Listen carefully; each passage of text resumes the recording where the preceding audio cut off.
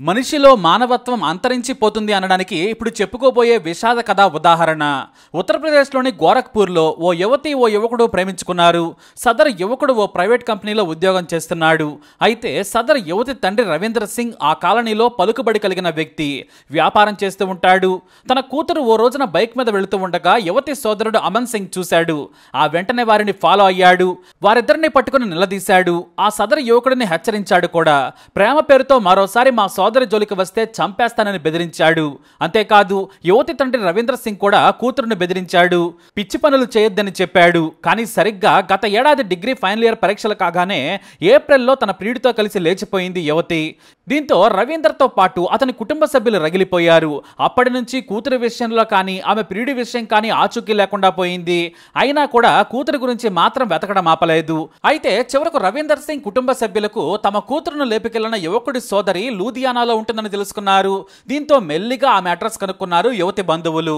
ఆ తర్వాత ఓ రోజున మధ్యాహ్నం పూట 1 గంట సమయంలో తమ కూతురిని లేపుకెళ్లిన యువకుడి సోదరి ఇంటికి వచ్చారు. యువతి తండ్రి రవీంద్ర సింగ్, కొడుకు అమన్ సింగ్, సోదరుడు వరేందర్ సింగ్, స్నేహితుడు సంతోష్ సింగ్ అందరూ కలిసి వచ్చారు. మహిళ ఇంటికి రాగానే తమ కూతురు ఎక్కడుందని ఆమెను నిలదీశారు. ఆమె నాకు తెలియదని చెప్పింది. మా తమ్ముడు నాకు కూడా కాల్ చేయడం లేదు, అందుబాటులోకి రావడం లేదని చెప్పింది. ఎంత గొడవ పెట్టుకున్నా కూడా ఆమె నాకు తెలియదంటూనే ఉంది. దీంతో తలుపు గడియ పెట్టేశారు. అప్పటికి ఆమె భర్త వ్యాపారం పని మీద బయటకు వెళ్లిపోయాడు. ఇద్దరు పిల్లలు స్కూల్కి వెళ్లారు. సదరు మహిళ ఒంటరిగా ఇంట్లో ఉంది. దీంతో నా కూతురు అందంగా ఉందని మీ తమ్ముడు లేపుకెళ్లాడు. ఇప్పుడు ఆమెతో కాపురం చేస్తున్నాడు. నేను 20 ఏళ్లుగా పెంచి నా కూతురిని పెద్ద చేశాను. నా కూతురితో నీ తమ్ముడు ఎంజాయ్ చేస్తుంటాడు కదా, ఆ బాధ ఏంటో నీ తమ్ముడికి కూడా తెలియాలి.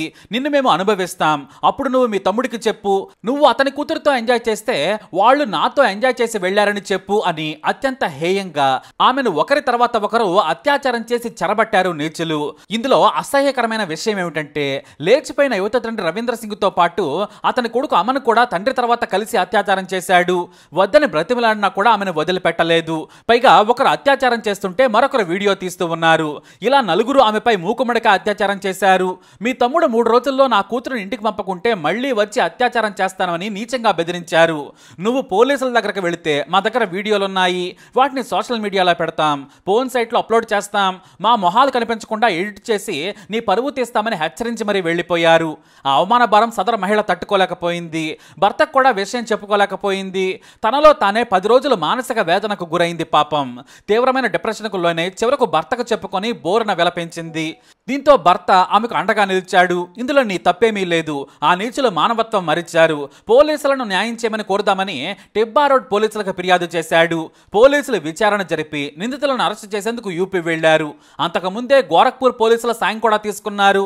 సదరు ఫోటోలు వీడియోలు సోషల్ మీడియాలో పెడితే తీవ్రమైన చర్యలు తీసుకుంటాం, ఆ తర్వాత ఊహించని పరిణామాలు ఎదుర్కొంటారని హెచ్చరించారు. దీంతో నిందితులు పోలీసుల భయానికి పరారయ్యారు. తమ కూతురుని లేపుకెళ్లాడని అతని సోదరిపై మూకుమ్మడి అత్యాచారం చేశారంటే ఎంతటి నీచులో మనం అర్థం చేసుకోవచ్చు. తప్పు చేసింది ఆమె సోదరుడు, కానీ శిక్ష ఆమెకేశారు నరరూప రాక్షసులు. 2 పిల్లల తల్లిపై మానవత్వం లేకుండా రాక్షసులా బరితెగించారు. చివరకు తండ్రి కొడుకు కలిసి అత్యాచారం చేశారంటే వారి మానసిక పరిస్థితి ఏంటో అర్థం చేసుకోవచ్చని పోలీసులే వాపోయారు. రోజు రోజుకు మనుషుల్లో నేర ప్రవృత్తి పెరుగుతోంది. ప్రతీకారం తీర్చుకునేందుకు ఎంతకైనా తెగిస్తున్నారని మీడియాకు చెప్పుకొచ్చారు పోలీసులు.